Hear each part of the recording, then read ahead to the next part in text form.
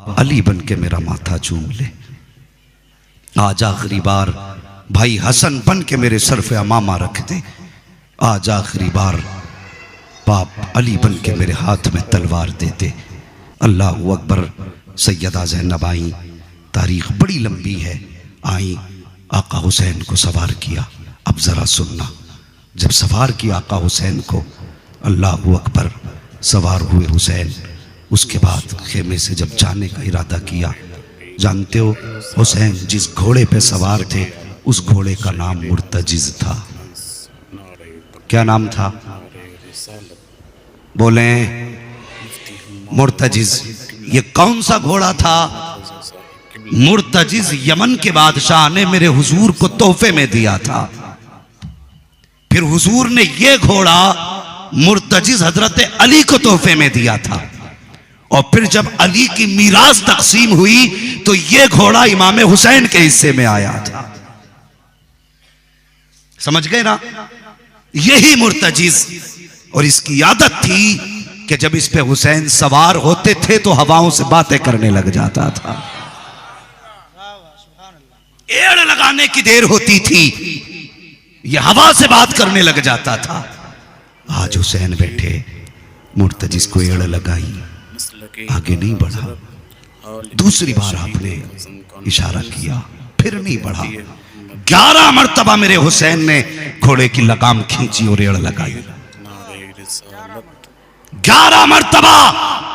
جب گھوڑا آگے نہیں بڑھا، میرے حسین کہنے لگے مرتجز ٹھیک ہے، مجھے معلوم ہے تو 3 دن کا پیاسا ہے، تو نے بھی 3 دن سے پانی نہیں پیا۔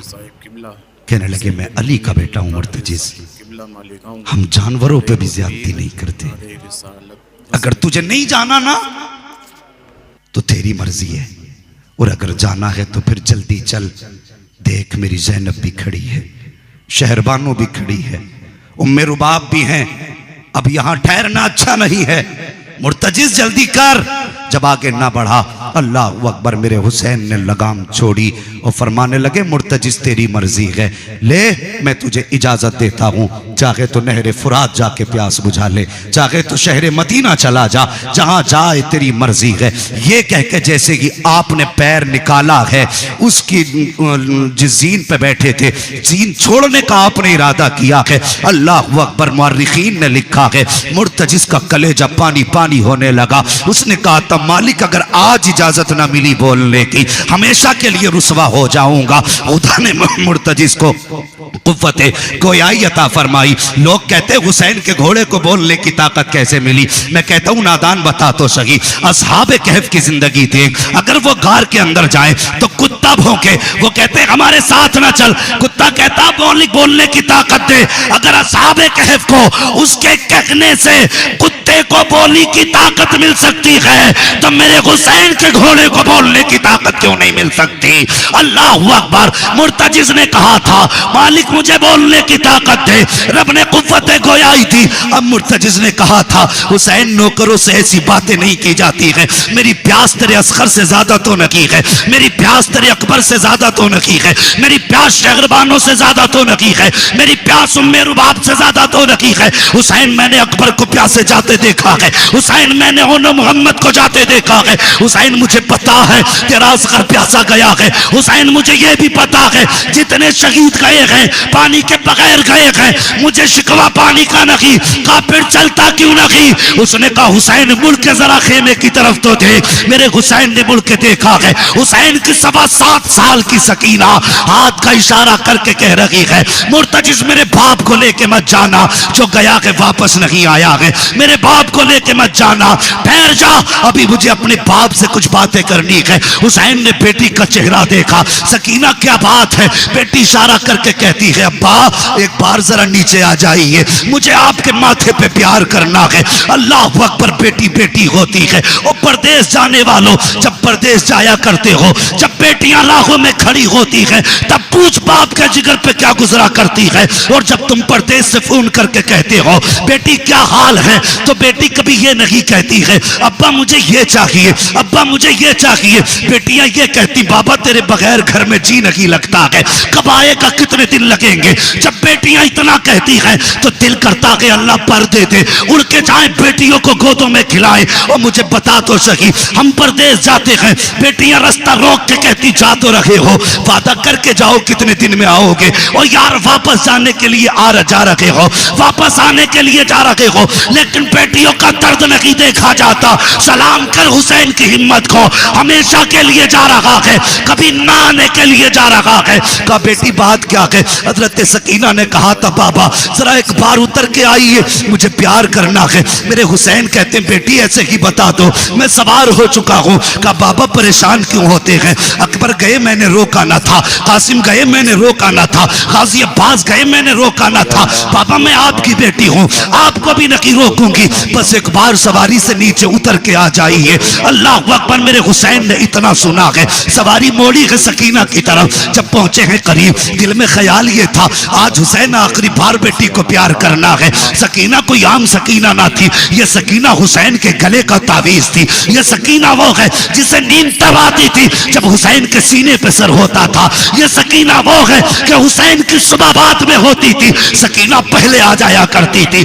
آج سکینہ سے جدائی ہے, کوئی مذاق نہیں ہے, کوئی یہ تاریخی کاریگری نہیں ہے. خدا کی قسم یہ حق اہل بیت کا ہے, یہ قربانی انہی کا حصہ تھا جو انہوں نے کیا ہے. آئے ہیں قریب, دل میں خیال ہے حسین آج آخری بار بیٹی کو سینے سے لگانا ہے, خوب ڈٹ کے پیار کرنا ہے. جیسی سواری پہ آئے ہیں, قریب آئے, سواری سے اترے. اترنے کے بعد جی میں آیا, دور سے بازو پھیلائے, کہتے آ سکینہ میرے سینے سے لگ جا. اللہ اکبر. بیٹی ہو تو پھر ایسی ہو جیسے حسین نے بازو پھیلائے, آ بیٹی میرے سینے سے لگ جا. حضرت سکینہ کہتی ہے بابا صبح سے لاشیں اٹھاتے اٹھاتے آپ کے بازو تھک چکے ہیں, بابا میں آپ کی بیٹی ہوں, اپنا بوجھ اٹھا کر کے آپ کے بازوؤں کو تھکانا نہیں چاہتی. اے میرے باپ اگر میرا قد اونچا ہوتا تو میں یہ تکلیف بھی آپ کو نہ دیتی. اللہ اکبر. بیٹیاں کیسی ہوتی ہے. حضرت سکینہ کہتی ہے بابا اگر میرا قد اونچا ہوتا تو میں آپ کو یہ تکلیف نہ دیتی. بیٹی کون سی تکلیف؟ کا بابا بس ایسے جھک جائیے جیسے نماز میں رکوع کرتے ہو. اب ذرا دل تھام کے سننا, تجھے بتاؤں ڈھول بجانے کا نام حسینیت نہیں ہے, باجے گاجے کرنے کا نام حسینیت نہیں ہے. آ کے بیٹھ رضویوں کی محفل میں, تجھے پتا چلے گا حسینیت کسے کہتے ہیں. اگر دل روئے حسن کہتے ہیں, آنکھ رو جائے تو حسین کہتے ہیں. سبحان اللہ. نعرہ تکبیر, نعرہ رسالت, ذکر سودائے کربلا, امام حسین کا دامن. بیٹی بیٹی ہوتی ہے, خدا کے واسطے کبھی بیٹیوں کا دل نہ دکھایا کرو. بیٹیاں سارا دکھ خود اٹھا لیتی ہیں, کبھی باپ پہ دکھ نہیں دیکھ سکتی, باپ کو مصیبت میں نہیں دیکھ سکتی. یہ بیٹی ہوتی ہے. وہ تم نے نہیں سنا, ایک باپ نے اپنے چاروں بیٹوں کو 4 میلیں نام کر دی, بیٹی کو کچھ نہیں دیا تھا, کچھ بھی نہیں دیا. 10 سال ہو گئے, کبھی بیٹی کے دروازے تک نہیں گیا, بیٹی کے دروازے تک نہیں گیا. 10 سال کے بعد وہ ہمیشہ کے لیے کوئی یہاں نہیں, مرنا بعد میں بیٹیوں کے حق پہلے رہ جائے,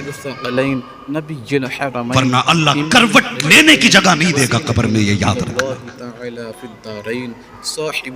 بیٹیوں کو لوارث کر کے مت جانا, کچھ بھی نہ دے سکو, کم سے کم اپنی حویلی میں ایک کمرہ ضرور دے کے چلے جانا, تاکہ تیرے مرنے کے بعد بیٹیاں آئیں تو کوئی انہیں دھکا دے کے نہ نکالے, کوئی ہاتھ پکڑ کے نہ نکالے. خدا کے واسطے بیٹیوں کو ایک کمرہ ضرور دے کے جانا. 10 سال کے بعد اس کے درد اٹھا باپ کے, جس نے 4 بیٹوں کو 4 میلوں کا مالک بنایا اور بیٹی کو پھوٹی کوڑی نہیں دی. ہاسپٹل لے کے گئے, چیک اپ ہوئے, ڈاکٹر نے کہا تیرے گردے خراب ہو چکے, کڈنی سمجھتے نا, کڈنی فیل ہو گئی. اگر جینا چاہتا ہے تو کڈنی پڑی. پیسے والا تھا, گھمنڈ تھا دولت پہ. کہنے لگا جتنی چاہے دولت لے لے, دوسری کڈنی ڈال دے. اس نے کہا نہیں سیٹھ جی, کڈنیاں پیسوں سے نہیں پڑا کرتی. کہا پھر کہا کوئی تیرا اپنا دے گا تبھی تیری کڈنی پڑے گی. اس نے کہا اللہ نے 4 بیٹے دیے, ساری زندگی بیٹوں کے نام کر دی. بلایا بیٹوں کو, سب سے پہلے اس نے بڑے بیٹے سے کہا بیٹے میں زندگی کچھ اور جینا چاہتا ہوں, ایک کڈنی دے دے.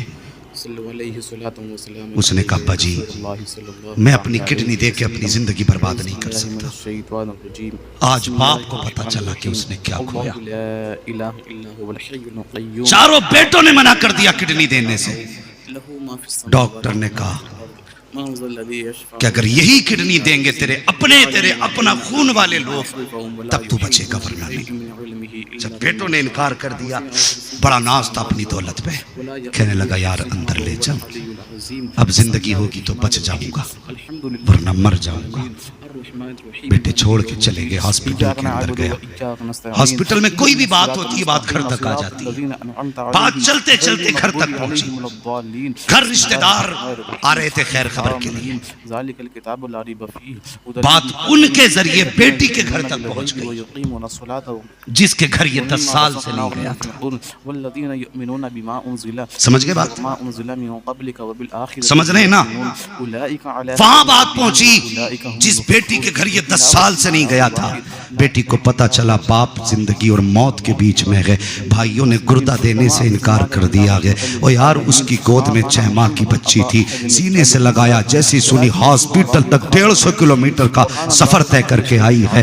آنے کے بعد ڈاکٹر سے کہتی جلدی کر, فلاں نام کا مریض جس وارڈ میں ہے اس کے جا کر کے میری کڈنی ڈال دے, میرا گردہ نکال جلدی سے اس کے ڈال. اس نے کہا تو کون ہے؟ کہا یہ نہ پوچھ کہیں دیر نہ ہو جائے. کہا نام بتا کے بعد میں پوچھ لینا, پہلے جلدی کر میرا گردہ نکال. بچی نے اپنی کڈنی دی ہے, گردہ دیا اپنا. دینے کے بعد جب کچھ دن کے بعد بچی ٹھیک ہو کے جانے لگی, ڈاکٹر نے کہا بیٹی ذرا ٹھہر تو صحیح, تو جا رہی ہے؟ کہا ہاں. کہا جاتے جاتے نام تو بتا کے جا. اس نے کہا نام کا کیا کرو گے؟ کہا اگر مریض نے پوچھا کہ مجھے کڈنی کس نے دی ہے تو کس کا نام بتاؤں گا؟ کہا کوئی ضرورت نہیں ہے نام بتانے کی. کہا نہیں بیٹی کم سے کم پتہ بتا کے چلی جا. اس نے کہا پھر اگر پوچھنا کی ہے تو جلدی کر کاغذ قلم دے. بچی نے کاغذ قلم لیا گئے, اللہ اکبر لکھا گئے. لکھنے کے بعد ڈاکٹر کو دے کے کہا سن اگر یہ نام کا مریض باہر جائے اور پوچھنے لگے پہلے تو انکار کرنا, اگر نہ مانے تو میرا یہ خط نکال کے اس مریض کے حوالے کر دینا. اللہ اکبر. سننا پیارے,